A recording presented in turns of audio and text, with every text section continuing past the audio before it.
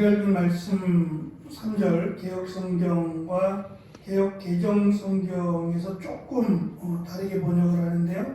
개혁개정성경은 마지막 끝부분에서 우리의 사귐은 아버지와 그의 아들 예수 그리스도와 더불어 누림이라 라고 번역을 했습니다.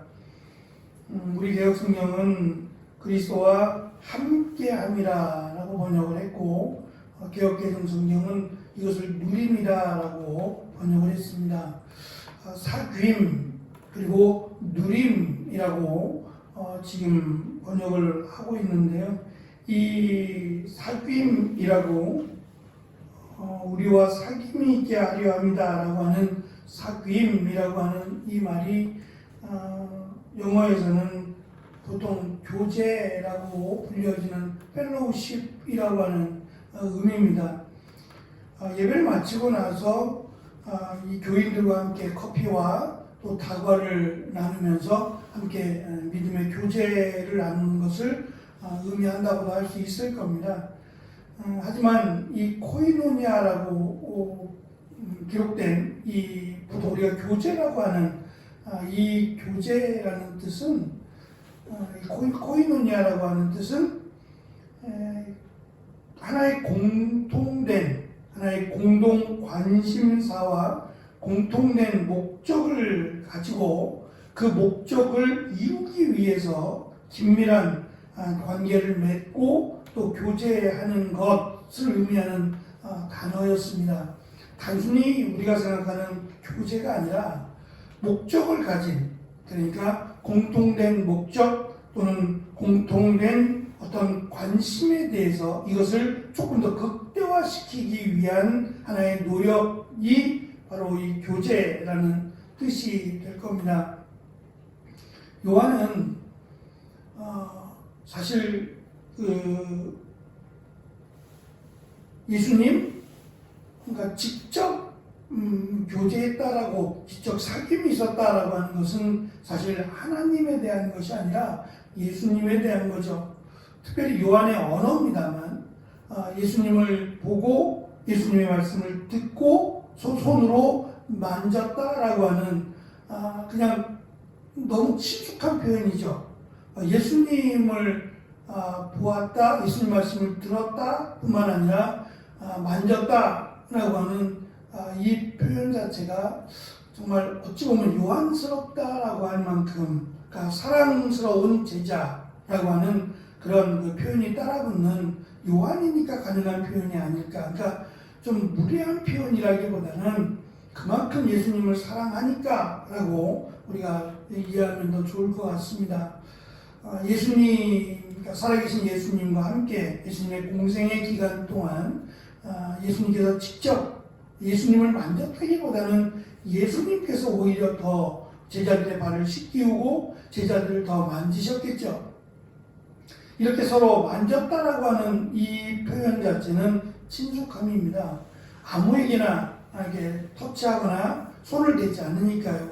그러니까 그만큼 예수님과 아주 긴밀한 관계에 있다, 친숙하다라고 하는 것을 지금 요한은 말하고자 함이고, 이것을 단순히 예수님과 내가 친하다라고 하는 것을 의미하는 게 아니라 예수님과 내가 사귄다, 이제 우리식의 표현입니다만 사귄다라고 하는 것은 공통된 예수님께서 이 땅에 오신, 그리고 이 땅에서 이루신 그 공통된 목적을 가지고 있다는 의미입니다. 예수님께서 이 땅에 오신 목적과 자신이 지금 이 수신자들에게 이 복음을 전하는 목적이 같아요. 그러니까 예수님께서 허락하신 이루신 구원, 그리고 지금 사도 요한이 예수님으로부터 듣고 보고 깨닫게 된 이 말씀을 전하는 것 자체가 예수님과의 사귐으로 보는 겁니다. 공통된 목적, 그리고 예수님께서 이루신, 그리고 이루어 가실 그것을 지금 같은 목적을 가지고 같은 그 일을 감당하고 있기 때문에 이것을 지금 사귐다라고 하는 단어로 표현을 한 거예요. 맨 마지막 쪽에 제가 지금 개혁성경, 개혁개정성경 두 개를 비교하면서 조금 다르다, 맨 마지막 부분이 다르다. 개혁성경은 예수 그리스도와 함께합니다 라고 번역을 했고, 개역개정성경은 예수 그리스도와 더불어 누립니다 라고 번역을 했는데, 이 단어가 똑같아요. 그러니까 사귐이라고 번역된 코이노니아가 지금 맨 마지막에도 똑같이 쓰이는 거예요. 그러니까 내가 예수 그리스도와 이거 그냥 사귄다라고 해야 됩니까? 예수 그리스도와 믿음의 교제를 나누는, 예수님이 허락하신 겁니다. 허락하신 믿음의 교제를 나누는 것이 내가 너희들과 믿음의 교제를 나누는 것, 바로 그것이다. 같은 개념이다라는 뜻이에요. 그러니까 지금 요한은 예수 그리스도와 맺은 이 믿음의 교제를 이 수신자들과도 함께하고 싶은 거예요.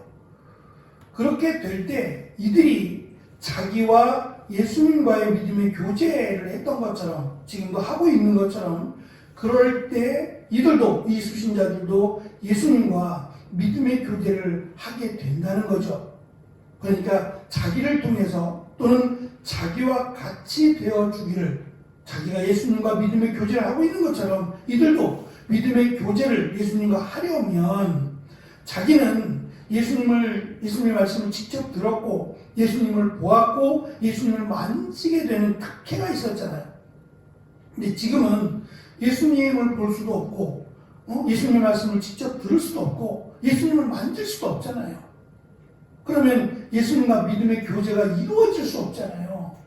그것을 자신을 통해서, 자기가 예수님은 아닙니다. 자신을 통해서 자기가 예수님과 믿음의 교제를 했던 그것을, 자기가 예수님께서 이루신 구원, 복음을 전하는 데 있어서 이 복음을 믿으면 그들도 자기가 예수님과 믿음의 교제를 하는 것처럼 너희들도 믿음의 교제를 예수님과 하게 된다라고 하는 이 연결고리를 가지고, 그러니까 교제라고 하는 이 코이노니아라고 하는 단어를 사용해서 자기와 예수님을 묻고 또 그들과 자신을 묻고 그들과 예수님을 묻는 이런 표현들을 지금 하고 있는 겁니다. 특별히 하나 더, 3절에서 처음으로 그 아들이라고 하는 표현을 썼습니다. 우리에게는 익숙한 표현입니다. 그리고 이미 알고 있는 표현이지만 신의 아들, 하나님의 아들이라고 하는 것은 그냥 간단하지만은 않습니다. 특별히 당시 그리스 로마의 이 복잡한 신화들이 신의 아들들 또는 신의 가족들의 이야기들이에요.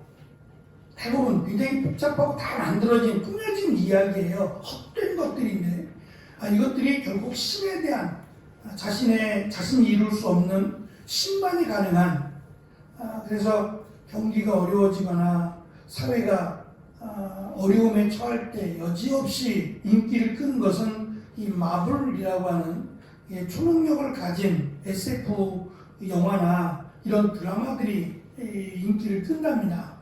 왜냐하면 이 암울한 시대를 헤쳐나갈 능력이 우리에게는 없기 때문이에요. 보통 평범한 사람들은 이것을 헤쳐나가거나 이것을 극복해 나갈 그런 능력이 부족하다는 거죠. 그래서 만들어낸 가공적인 인물들이 이 SF적인 초능력을 가진 사람들의 이야기입니다. 이게 어느 한순간에 막 본물쳐 터지듯이 나왔잖아요. 그것은 이제 경기가 어렵거나 사회적인 어떤 그 암울한 상태를 극복하기를 원할 때 이렇게 그 초능력자들이 나타납니다. 일본의 그 히로시마의 폭탄이 투하되고 나서 일본이 뭐 결정적인 전쟁에서 패배를 선언하게 되고 일본도 참 굉장히 큰 어려움에 처하게 되죠. 경제적으로도 그렇고 여러 가지 사회적인 면에서 굉장히 어려웠을 때에 그때 등장했던 그 영화 또는 만화 영화가 있는데 그 만화 영화가 일본에게는 가장 큰 힘이 되었던, 일본이 다시 재기할 수 있었던 결정적인 이유가 되었다고 합니다. 그 만화 영화가 아톰이라는 영화예요. 청년들은 알까 모르겠어요. 아주 귀여운 캐릭터인데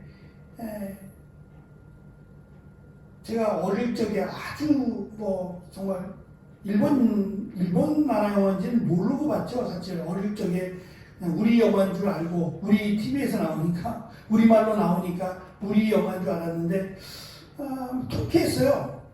그 조그만한 기억나세요? 머리에 뿔 달린 것처럼 이렇게 조그만한 캐릭터를 가진 만들어낸, 근데 기계잖아요. 기계가 사람의 마음을 갖고 있는 것처럼 조금씩 이렇게 사람의 마음을 마치 공감하는 것처럼, 그리고 이 조그만한 아톰이 큰, 또는 이 악마와 같은 자들과 싸워서 이길 때의 그 통쾌하며 희망이 있다. 우리도 이길 수 있다. 라고 하는 그런 자신감을 주기도 했죠. 이 신화를 만들어내고 또 신의 아들이라고 하는 대부분이 말씀드린 것처럼 반은 인간이고 반은 신이에요. 그러니까 신들의 영역 가운데 신들의 영역만 놔두게 되면 인간이 끼어들어갈 틈이 없어요. 그건 신들의 영역이니까. 근데 그 가운데 인간을 놓고 싶은 거예요. 왜냐하면 신과 우리와의 관계를 두고 싶은 거죠. 그러니까 신들만의 영역, 절대 영역이라고 할 수 있는 그 영역에 우리와는 상관이 없는데 우리를 껴넣고 싶은 거예요. 그래서 만들어낸 이야기들이 반인 반신이에요. 그러니까 신인데 그 신이 인간 사이에서 자식을 낳아요. 이렇게 일부러 꾸미는 거예요. 그래서 인간이 신의 영역으로 들어가죠. 들어가서 마치 신과 같이 되어지는, 결국 이 이야기는 이 전쟁, 특별히 이 로마로부터의 이 암울한 이런 시대를 극복하고 싶은 마음을 이런 신화에 담은 거예요. 그래서 로마의 황제가 신으로 등극을 하잖아요. 자기가 신이라는 거예요. 그래서 뭐 자기가 신의 아들이다 또는 신이다. 그래서 나는 절대 권력을 가지고 있다. 절대 나를 이길 수 없다라는 걸 포장을 하죠.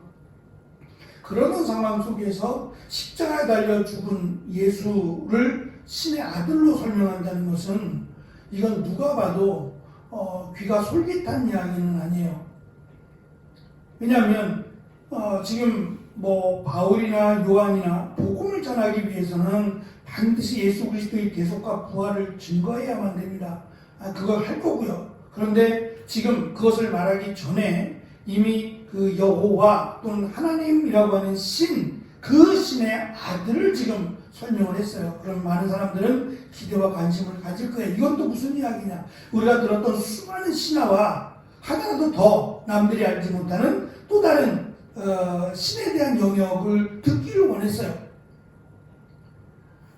바쁘게 살아가는 사람들은 남의 이야기에 사실 귀담아 듣지 않는 경향들이 있는데 이때는 이런 이야기들이 굉장히 많은 관심이었어요. 특별히 뭐 이야기거리가 많거나 뭐 TV를 통해서 그런 게 없잖아요. 그저 소문으로 그 소문이 불려져서 마치 뭐 엄청난 일을 만들어내는 것처럼 그런 시대였다고요. 그러니까 요한은 의도적으로 이 하나님이라고 하는 그 신의 아들에 대한 이야기를 지금 하겠다는 겁니다.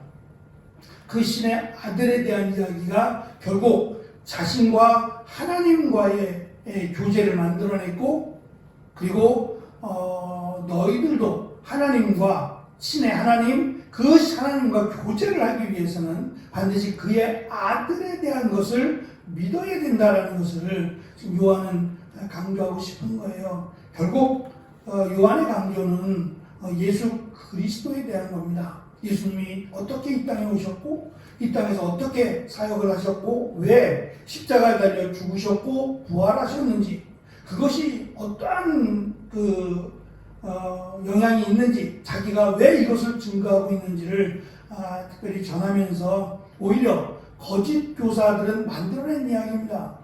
만들어낸 이야기고 오히려 복음을 회방하는, 원래 율법의 역할이 그게 아니거든요. 그런데 이 거짓 교사들, 그들의 정체의 대부분은 유대인들인데 그 유대인들이 강조했던 할례나 율법이나 전통이나 이런 것들은 복음이 오기 전까지 복음을 인도하는 몽학 선생이라고, 손을 잡아서 아이들을 유치원에 데려다주는 초급 교사라고 설명할 수 있는 그 몽학 선생이라고 바울도 강조한 것처럼 율법과 복음은 그 길이 다릅니다. 완전히 용도가 다른 거예요. 목적이 다른데 마치 그것을 혼합해서 율법의 목적이 구원인 것처럼 그렇게 거짓으로 가르치는 그 거짓 교사들의 어리석음뿐만 아니라 제대로 된 복음을 요한은 전하고자 합니다. 자기가 이미 예수님으로부터 처음부터 이 요한도 처음부터 예수님을 메시아로 믿지 않았잖아요. 예수님을 선생님으로, 예수님을 선지자로 그렇게 점점점 예수님을 알아가고 믿어왔던 자신의 모든 것을 이들에게 바르게 전해서 이들이 결국 그리스도와 예수님과 믿음의 교제를 할 수 있는 그 단계까지 이르도록 지금 이 말씀을 전하려고 합니다. 교회의 사명도 또 여기에 있다고 생각합니다. 그냥 단순히 말씀을 듣고 배우는 것뿐만 아니라 스스로 내가 예수님과의 깊은 믿음의 교제에 이르도록 스스로 날마다 예수님과 깊은 교제를 할 수 있도록 도와주는 역할이 교회의 역할이자 또는 하나님의 말씀을 가르치는 사역자들의 역할이 아닐까 싶습니다. 듣고 끝나는 것이 아니라 계속해서 예수님과 깊은 믿음의 교제를 할 수 있도록 도와주는 역할을 끝까지 잘 감당하기를 원하고 또 우리 모두가 스스로 예수님과 늘 깊은 믿음의 교제를 하며 살아가는 귀한 은혜가 있기를 간절히 축원합니다. 기도하겠습니다.